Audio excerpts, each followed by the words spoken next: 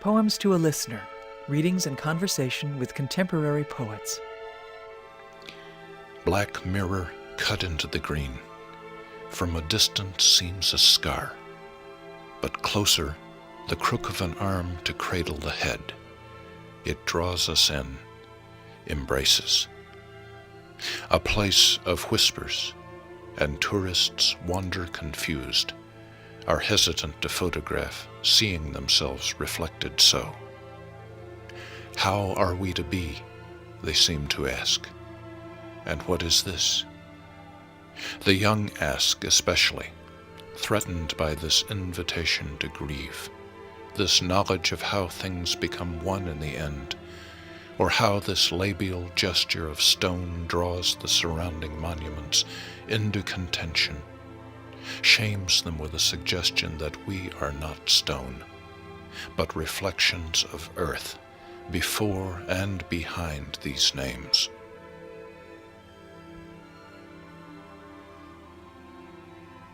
Welcome. I'm Henry Lyman, and that was poet Doug Anderson, reading from Bamboo Bridge, published by Amherst Writers and Artists Press. The poems in the book are about war, specifically the war in Vietnam, where Anderson spent 13 months as a Navy corpsman, or medic, serving with the Marines. The passage we just heard is from a longer poem titled The Wall, which portrays the Vietnam War Memorial in Washington. You go down into it, and you exist in this space, and you're below ground. You're at the level that the coffins would be were they buried on the other side of the wall. And you can see yourself in the black granite, and just see the reflection. And that reflection seems to ask a question, or make us ask ourselves questions. How are we to be? Mm-hmm. What is this? Yeah. Your more traditional monuments, the surrounding monuments, the Jefferson Memorial, Lincoln Memorial, so on, how did they look to you when you were there in comparison to the wall? Almost disrespectful.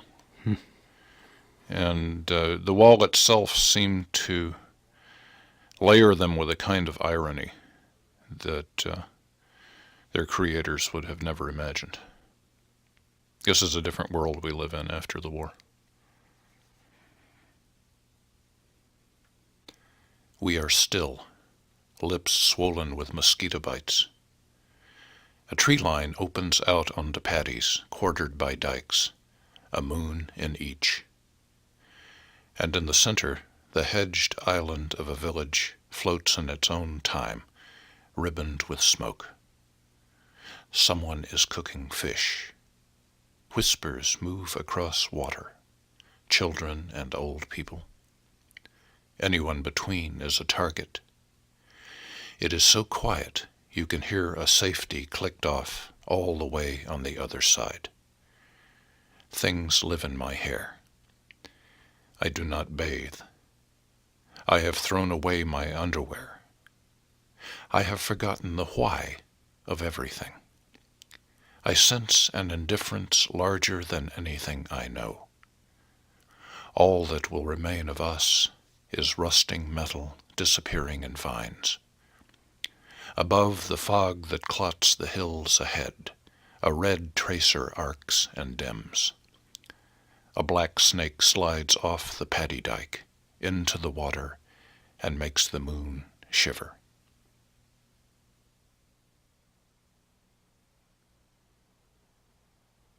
The overriding emotion coming out of that jungle and coming into the poem is the silence, the tension, unbearable tension of waiting. Most of an infantryman's experience in Vietnam was just that, waiting, of being eaten by insects, of catching funguses, and of trying to find ways to numb oneself to the continuous fear and tension. And the enemy were very good at exploiting this fear psychologically and using silence to terrorize You never knew when they were going to hit. Frequently, you would never see them. You never knew when you were going to step on a booby trap or be shot in the chest or be impaled on a piece of sprung bamboo that whipped around because you tripped a tripwire. There was a sense of continual terror.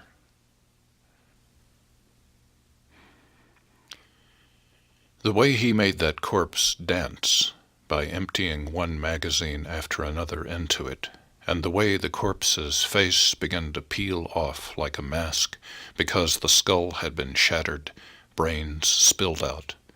But he couldn't stop killing that corpse, wanted to make damn sure.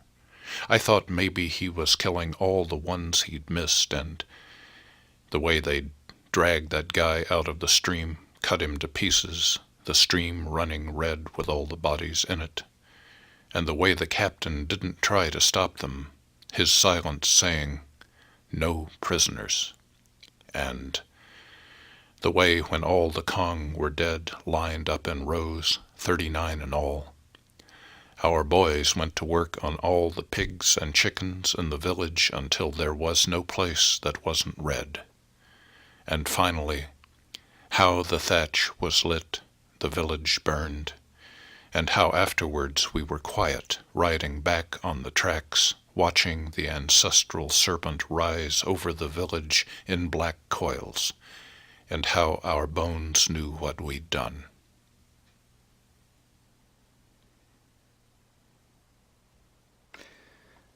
The poem consists of one inexorable sentence. The whole thing starts to speed up and accelerate. Yeah. It strikes me almost as if the act of annihilating this village lay in wait, so to speak, and unleashed itself. It was an orgy. It was the result of pent-up rage and fear being suddenly unleashed on a target which seldom showed itself. And in this particular instance, a resupply helicopter had spotted a company of NVA who were getting ready to attack us, and we were able to, in fact, envelop them and annihilate them, which is a very unusual experience. In this case, I don't think the North Vietnamese actually lived in the village. I think they were just there. And the villagers, of course, had suffered for this because we burned their village and shot up their water buffaloes and pigs, which was a typical practice at that point in the war. We sweat in a tiny shrine dug in a mountainside, mulling how to die. Guerrillas prod the bladed scrub with bayonets, hack toward us with machetes. Our Vietnamese guide fired his rifle accidentally, squats in the darkness, head down. If the Kong don't find us, he's thinking, we'll kill him. But revenge is a game of contemplation for when the dust has settled. I turn to the wall. Something looks out at me from beneath the vines. A centipede moves across its face. The god seems to have 4 arms, 4 legs, breasts, and balls. Something in me stirs. The gods here are not familiar. Who knows what prayer provokes? At this thought, the red ants form a net around my body. When you cannot scream, pray.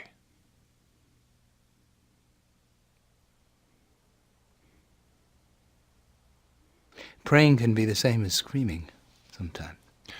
I would think so. I would think that probably most of the really sincere praying that's ever been done has been done at a point of anguish where one was about ready to find out who one was. There's a lot of moralizing and a lot of talking, but there is very little actual being. Did the Vietnam experience give you some insight into how to be then? Or... I don't think it left me with a choice. In the village, we unsling our rifles, drop our packs, light cigarettes, eat, piss, sleep, fly covered in the heat. Around comes by my ear an angry wasp, and crab-wise I scuttle for a hole that isn't there. There is shouting everywhere, someone is hit. I see the lieutenant point his pistol with both hands. A water buffalo is bearing down on him, stampeded by the shooting.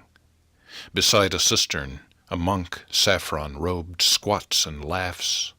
There is now a woman running past, tripping on her audai, but no, it's not. Before I can shout a warning, the garment comes unsashed. Instead of woman flesh, an automatic rifle flashes in an arc, and firing from the hip, the man runs for his life. Someone trying to duck smashes my nose with his elbow. It is quiet now. 7 bodies lie in the village road. 3 are ours. More are wounded. My cigarette not gone halfway, I began to treat them.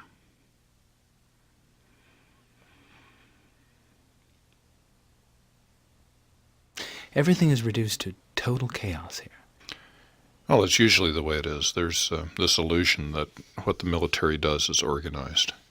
In situations like this, where there was sudden confusion, it was a total surprise, people behave like human beings. I mean, there would be a certain amount of organization. People would form a perimeter.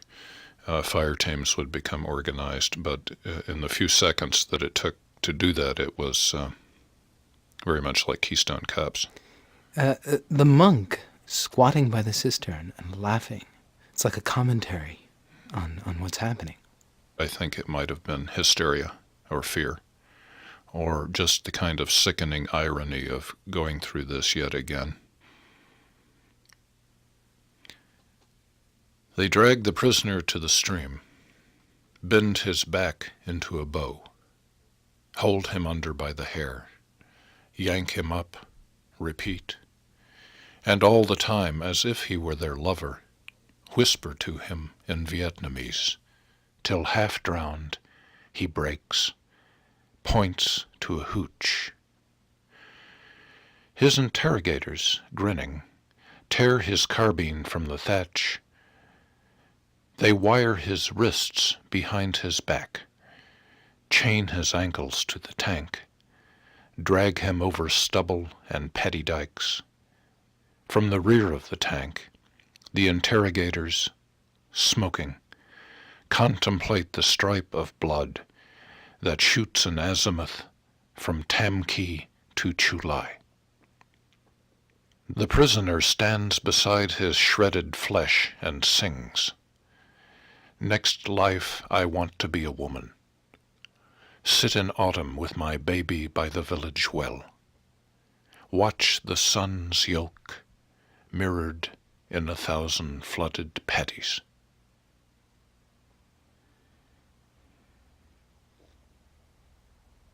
He wants to be a woman in his next life. Not just a woman, but a woman with a baby. I know that I have often wanted to be a woman. I've often wanted to give nurture and to create a child, to be able to have a different circuitry and programming than I have as a man who grew up in a working class situation and joined in the family script of going off to war. So I guess in this poem I've chosen another, perhaps deeper impulse. To take off the armor? To take off the armor. I have a lot of admiration for how women wear their strength.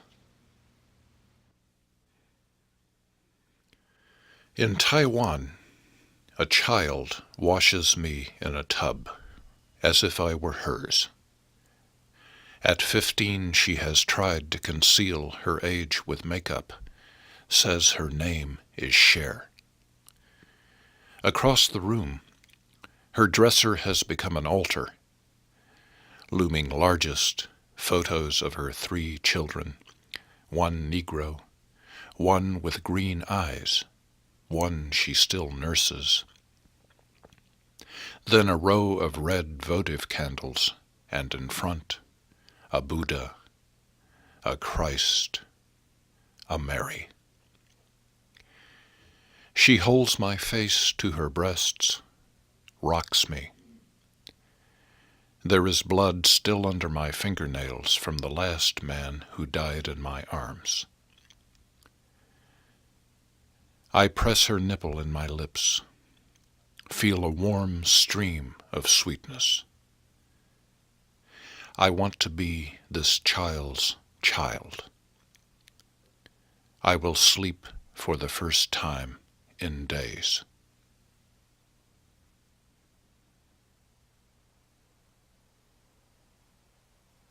She's only 15? Yeah, that would make her about a year older than many of them going into the profession.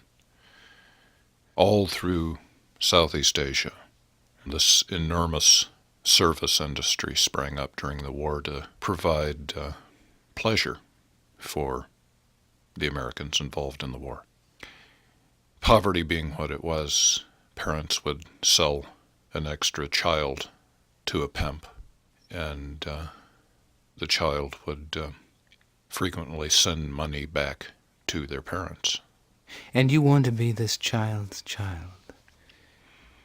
She nurses you, cradles you as you cradled dying men. Yes. You seem to be unified in a way with everything that the war negated and negates. Oh, I think certainly wanting to wash away blood and wanting to be a child prior to having had that experience, to re-experience that part of myself. The man and woman, Vietnamese, come up the hill, carry something slung between them on a bamboo mat, unroll it at my feet, the child, iron gray, long dead. Flies have made him home. His wounds are from artillery shrapnel. The man and woman look as if they're cast from the same iron as their dead son, so rooted are they in the mud. There is nothing to say, nothing in my medical bag, nothing in my mind. A monsoon cloud hangs above, its belly torn open on a mountain.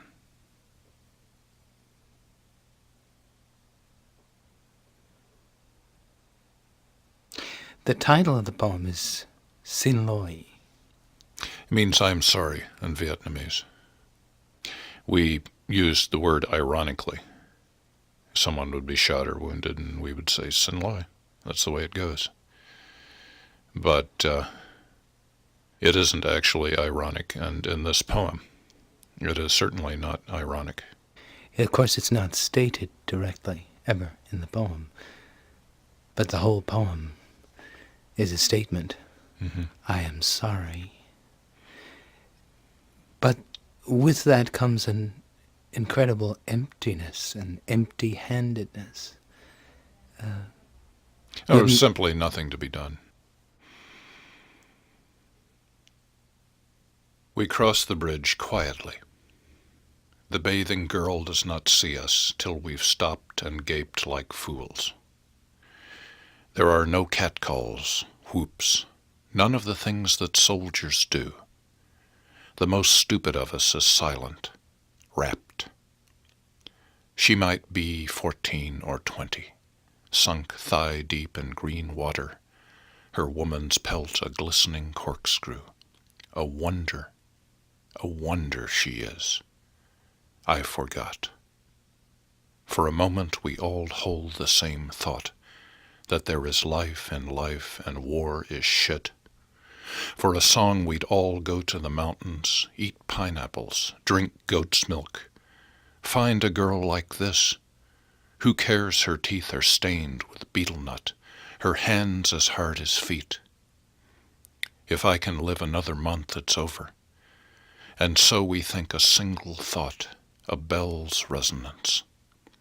And then she turns and sees us there, sinks in the water, eyes full of hate, the trance broken.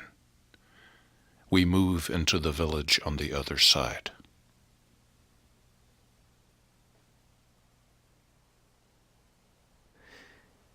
There's a moment of innocence almost here. Your innocence. Yes. Before the posturing and the bravado begins, there was probably something very much like tenderness occurring in all of us. Yeah, the soldiers don't come out with cat calls and whistles. They are just silent in Stunned wonder. by what they were feeling after having been away from that entire set of feelings for a long time.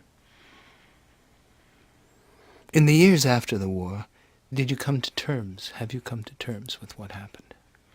I think so. Through the writing? I think through the writing and through the finally dealing with it.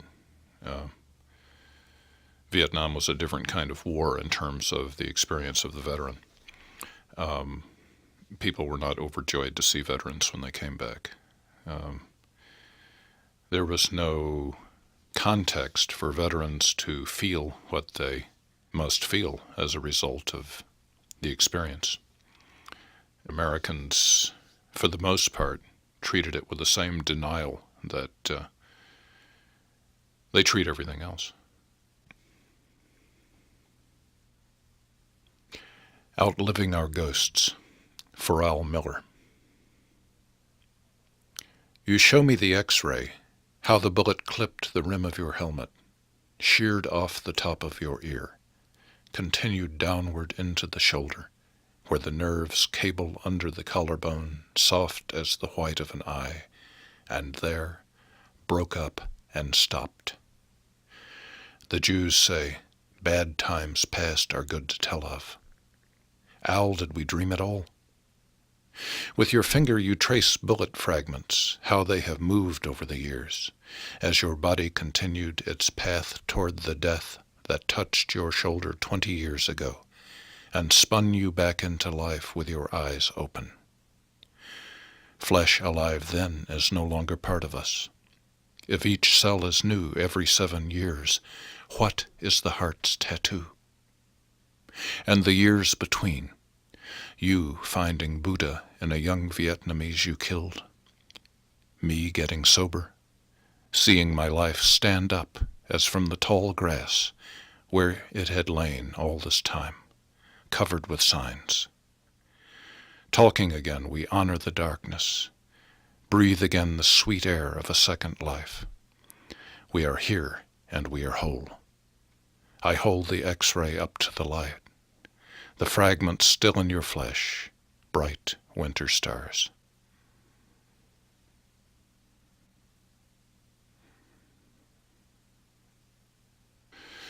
Al is a person who has turned a lot of trouble into a good thing, and has gone back to Vietnam a couple of times and has raised money for hospitals in Vietnam, and has begun a very active kind of healing for himself and also for others. The bullet that hit Al spun him towards death and around again with his eyes open. Did that happen to you? I mean, did you have to go through a kind of death over there to have your eyes opened?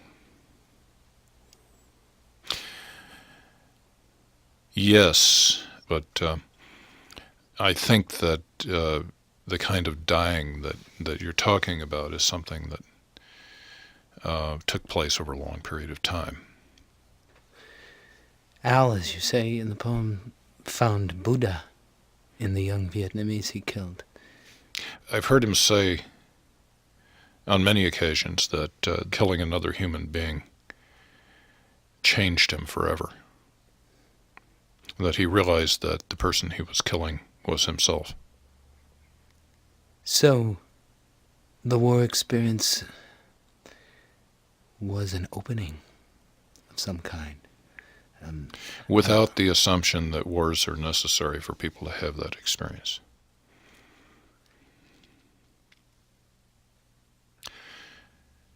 The wall.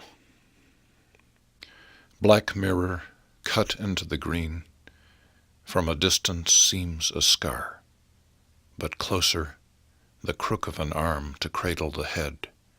It draws us in, embraces. A place of whispers, and tourists wander confused, are hesitant to photograph, seeing themselves reflected so. How are we to be, they seem to ask. And what is this? The young ask especially, threatened by this invitation to grieve, this knowledge of how things become one in the end, or how this labial gesture of stone draws the surrounding monuments into contention, shames them with a suggestion that we are not stone, but reflections of earth, before and behind these names. I move my finger down the index, find the name of the first man I could not help, and for a moment the tree splintering in front of me, smell of blood and cordite, his lips turning blue, the gasp of a lung filling with blood. I select more names in order of their passing, find their places on the wall. All along the base dried flowers scatter. Some have left letters to the dead, some medals. A young girl, too young to know this war, sobs none the less, so precise are these 58,000 facts. But we who fought there never imagined we would return to such a world, to such a monument. Numb, we did not yet imagine that for us the war had just begun, that for years we would be picking through the shards, the war pursuing us everywhere, our dreams, our lives with women, chasing us from hiding place to hiding place, would wait at the edge of whatever anesthesia's ground fog, would wait until we looked it in the eye. My face reflected, I watch the wall's perspective vector into earth and wonder how long a wall, if we inscribe 3 million Vietnamese, 4 million Cambodians, how long a wall? And after Hiroshima and the Holocaust, how if an Asian woman turns a mirror of black marble, gazing stone of possibility, womb of Kali, and not least the night we wander in, becoming whole.